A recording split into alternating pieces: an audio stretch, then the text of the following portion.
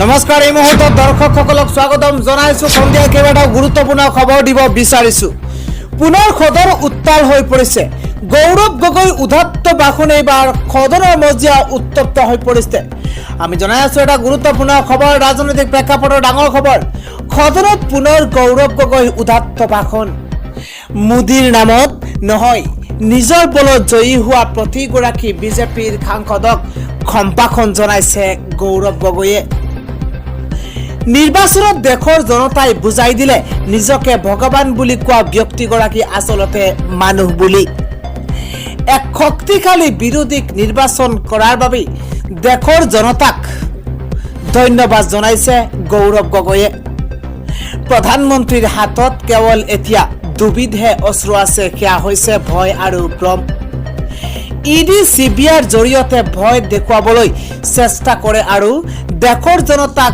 ভ্ৰম দেখুৱাবলৈ চেষ্টা কৰে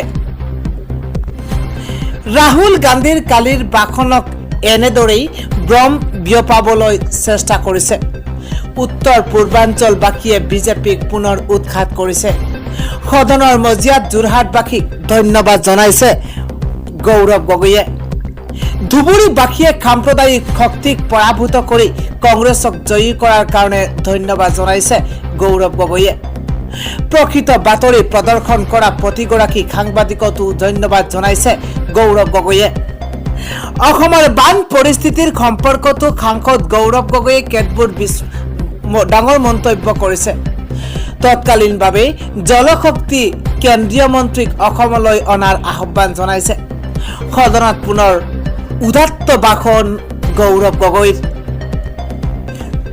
পৰৱৰ্তী ডাঙৰ খবৰটো হৈছে লোকসভাত পুনৰ ইভিএম বিতৰ্ক আৰম্ভ হৈছে ইভিএমক বিশ্বাস নকৰাৰ হুংকাৰ এইবাৰ বিৰোধী এটা গুৰুত্বপূৰ্ণ খবৰ দিব বিচাৰিছো লোকসভাত পুনৰ ইভিএম প্ৰসংগ ইভিএমৰ প্ৰসংগ টানি আনিছে সমাজবাদী পাৰ্টিৰ প্ৰমুখ অখিলেশ যাদৱে আশীৰ ভিতৰত ৮০খন আসন লাভ কৰিলে আমি ইভিএমক বিশ্বাস নকৰো কালিও মই ইভিএমক বিশ্বাস কৰা নাছিলো আজিও বিশ্বাস কৰা নাই এই মন্তব্য কৰিছে অখিলেশ যাদৱে ইভিএমৰ জৰিয়তে জয়লাভ কৰি ইভিএম আঁতৰোৱাৰ প্ৰয়াস অব্যাহত থাকিব ইভিএমক চিৰদিনৰ বাবে আঁতৰ নকৰিবলৈ কৰালৈকে ইভিএম বিতৰ্ক অন্ত নপৰে ইভিএম আঁতৰ কৰালৈকে ইভিএম প্ৰসংগ অব্যাহত থাকিব সমাজবাদী পাৰ্টিৰ ফালৰ পৰা লোকসভাত পুনৰ এইদৰে ইভিএম প্ৰসংগক লৈ আহিছে মতানৈক্য ইভিএমৰ প্ৰসংগ টানি আনিছে সমাজবাদী পাৰ্টিৰ প্ৰমুখ অখিলেশ যাদৱে সন্ধিয়াৰ পৰৱৰ্তী ডাঙৰ খবৰটো হৈছে ৰাজ্যত ক্ৰমাৎ বানে জটিল ৰূপ ধাৰণ কৰিছে 19খন জিলাৰ 6 লাখৰো অধিক লোক এতিয়া বানৰ কবলত পৰিছে আমি জনাই আছো এটা গুৰুত্বপূৰ্ণ খবৰ ৰাজ্যৰ বিভিন্ন প্ৰান্তত আৰম্ভ হৈছে বানৰ বিভীষিকা উজনি অসমৰ পৰা আৰম্ভ কৰি বিভিন্ন ঠাইত এতিয়া বানে কাল ৰূপ ধাৰণ কৰিছে ৰাজ্যত অপৰিৱৰ্তিত হৈ পৰিছে বান পৰিস্থিতি মাজুলীৰ পৰা আৰম্ভ কৰি ডিব্ৰুগড়কে ধৰি কেইবাখনো জিলাত এতিয়া ক্ৰমাৎ জটিল ৰূপ ধাৰণ কৰিছে বান পৰিস্থিতিয়ে অসম চৰকাৰৰ ৰাজ্যিক দুৰ্যোগ প্ৰশমন বিভাগে জনোৱা অনুসৰি 1 জুলাইলৈকে ৰাজ্যৰ মুঠ 19খন জিলাত বানৰ কবলত পৰিছে এই 19খন জিলাৰ মুঠ 1275খন গাঁৱৰ 6,44,128 গৰাকী লোক বানপানীৰ কবলত পৰিছে ইয়াৰ উপৰি বানৰ কবলত পৰিছে 26,199 হেক্টৰ কৃষিভূমি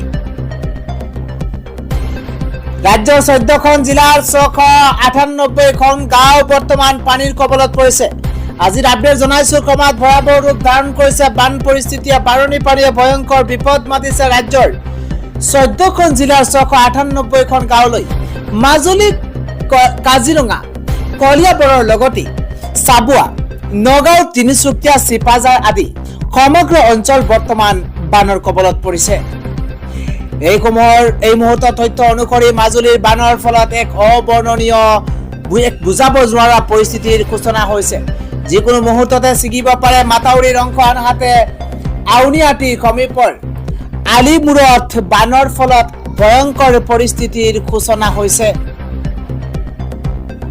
কপিলীপুৰীয়া ৰাইজলৈ হাই এলাৰ্ট জাৰি কৰা হৈছে খৌখিদিনা কপিলীৰ বানে ৰুদ্ৰমূৰ্তি ধাৰণ কৰিছিল আৰু এতিয়া পুনৰ বানে তাণ্ডৱ চলোৱাৰ সম্ভাৱনা আছে। কপিলীপৰীয়া ৰাইজলৈ মাইক যোগে সাৱধানতা অৱলম্বন কৰিবলৈ আহ্বান জনোৱা হৈছে। এটা জৰুৰী খবৰ দিব বিচাৰিছো। কপিলীপৰীয়া ৰাইজলৈ হাই এলাৰ্ট, খুলি দিয়া হৈছে উমৰাংচু খাংদং জলবিদ্যুৎ প্ৰকল্পৰ বান্ধ। কপিলীপৰীয়া ৰাইজলৈ হাই এলাৰ্ট জাৰি কৰা হৈছে, খুলি দিয়া হৈছে উমৰাংচুৰ খাংদং প্ৰকল্পৰ বান্ধ। হুৰে কপিলীত সোমাইছে পানী। এটা ডাঙৰ খবৰ জনাইছো, যিকোনো মুহূৰ্ততে প্লাবিত হ'ব পাৰে কপিলীৰ উপকণ্ঠ অঞ্চল। ফেনে ফুটুকৰে বাঢ়িছে এতিয়া কপিলীৰ জলপৃষ্ঠ। কপিলী এতিয়া উফন্দি উঠিছে। নৈপৰীয়া ৰাইজক সচেতন হৈ থাকিবলৈ মাইক যোগে প্ৰশাসনৰ তৰফৰ পৰা আহ্বান জনোৱা হৈছে। ইফালে বিপদ সীমাৰ ওপৰে বাগৰিছে ব্ৰহ্মপুত্ৰ নৈৰ জলপৃষ্ঠ। গুৱাহাটীলৈ বাবুকি কঢ়িয়াই আনিছে মহাবাহু ব্ৰহ্মপুত্ৰই। বিপদ সীমা অতিক্ৰম কৰিছে বৰ্তমান ব্ৰহ্মপুত্ৰৰ জলপৃষ্ঠই। প্ৰতি ঘণ্টাত বৃদ্ধি পাইছে ব্ৰহ্মপুত্ৰ নৈৰ পানী। আজি ৰাতিপুৱাৰ ভাগত বিপদ সীমাৰ ওপৰে বাগৰিছে পানী। 10 বজাত দেখিবলৈ পোৱা গৈছে ব্ৰহ্মপুত্ৰৰ পানী হুৰে বৃদ্ধি পাইছে। প্ৰতি ঘণ্টাত 10 পৰা 15 চেণ্টিমিটাৰলৈকে বৃদ্ধি পাইছে ব্ৰহ্মপুত্ৰ নৈৰ জলপৃষ্ঠ। এতিয়া ব্ৰহ্মপুত্ৰ দাঁতিকাষৰীয়া অঞ্চলৰ ৰাইজ এতিয়া হতাশাত ভুগিছে। জলস্তৰ বৃদ্ধি এতিয়া বাবুকি কঢ়িয়াই আনিছে গুৱাহাটীবাসীলৈ। বিপদ সীমা যিহেতু অতিক্ৰম কৰিছে ব্ৰহ্মপুত্ৰ নৈৰ জলপৃষ্ঠই, আৰু তাৰ পিছত এতিয়া বিপদ মাতিছে গুৱাহাটীলৈ। পৰৱৰ্তী ব্ৰেকিং নিউজ হৈছে এবাৰ বানাক্ৰান্তলৈ এক বৃহৎ পেকেজৰ ঘোষণা কৰিছে ৰাজ্য চৰকাৰ তথা মুখ্যমন্ত্ৰী হিমন্ত বিশ্ব শৰ্মাই। বানাক্ৰান্তলৈ বৃহৎ পেকেজৰ ঘোষণা কৰিছে ৰাজ্যৰ মুখ্যমন্ত্ৰী হিমন্ত বিশ্ব শৰ্মাই। বানত মৃত্যু হলে পৰিয়ালক 4 লাখ টকাৰ ক্ষতিপূৰণৰ ঘোষণা কৰিছে ৰাজ্য চৰকাৰে। ইফালে বানত নিয়োজিত বিষয়া কৰ্মচাৰীৰ ক্ষেত্ৰতো প্ৰযোজ্য এই ক্ষতিপূৰণ। শৰীৰৰ অংগ হেৰুৱালে ক্ষতিপূৰণ পাব 74,000 টকা। সমান্তৰভাৱে কোৱা হৈছে 40% পৰা 60% পৰ্যন্ত অক্ষমতা থকা সকলে পাব এই ধন। 60%তকৈও অধিক আঘাতপ্ৰাপ্ত হলে লাভ কৰিব 2.5 লাখ টকা। চৰকাৰী চিকিৎসকৰ দ্বাৰা সত্যতাৰ প্ৰমাণ পত্ৰ থকাটো জৰুৰী। বানাক্ৰান্ত হস্পিটেলত থাকিলেও পাব ক্ষতিপূৰণ। এসপ্তাহৰ অধিক থাকিলে পাব 16,000 টকা। এসপ্তাহতকৈ কম থাকিলে পাব 5,400 টকা। প্ৰতিটো পৰিয়ালে পাব 2500 টকাৰ এককালীন ক্ষতিপূৰণ। এটা ব্ৰেকিং নিউজ দিব বিচাৰিছো। 33%তকৈ বানে ধ্বংস কৰা খেতিৰ গৰাকীয়ে পাব ক্ষতিপূৰণ। প্ৰতিগৰাকী ভুক্তভোগীৰ খেতিয়ক লৈ ন্যূনতম 1,000 টকাৰ কথা ঘোষণা কৰিছে ৰাজ্য চৰকাৰে। ইফালে অঞ্চল বিশেষে 17,000 টকাৰ ৰাজসাহায্য লাভ কৰিব ভুক্তভোগী খেতিয়কে। ব্যক্তিগত ফাৰ্মৰ খেতিয়কে লাভ কৰিব 22,500 টকাৰ সাহায্য। সমান্তৰভাৱে মুগাৰ প্ৰস্তুতকাৰীসকললৈও 7,500 টকাৰ ৰাজসাহায্যৰ কথা ঘোষণা কৰিছে অসম চৰকাৰে। বাসগৃহ হেৰুৱা বন্যাৰ্থলৈ বিশেষ ৰাজসাহায্যৰ কথাও ঘোষণা কৰিছে। সমতলত থকা বাসগৃহৰ পুনৰ্নিৰ্মাণৰ বাবে 1,20,000 টকাৰ সাহায্য। পাৰ্বত্য অঞ্চলৰ কেঁচা বাসগৃহৰ পুনৰ্নিৰ্মাণৰ বাবে 1,30,000 টকাৰ সাহায্য। ধ্বংসপ্ৰাপ্ত জুপুৰি ঘৰৰ বাবে 8,000 টকা। ক্ষতিৰ পৰিমাণ অনুপাতে এই ধন দিয়া হ'ব বুলি ইতিমধ্যে ৰাজ্য চৰকাৰৰ তৰফৰ পৰা উল্লেখ কৰা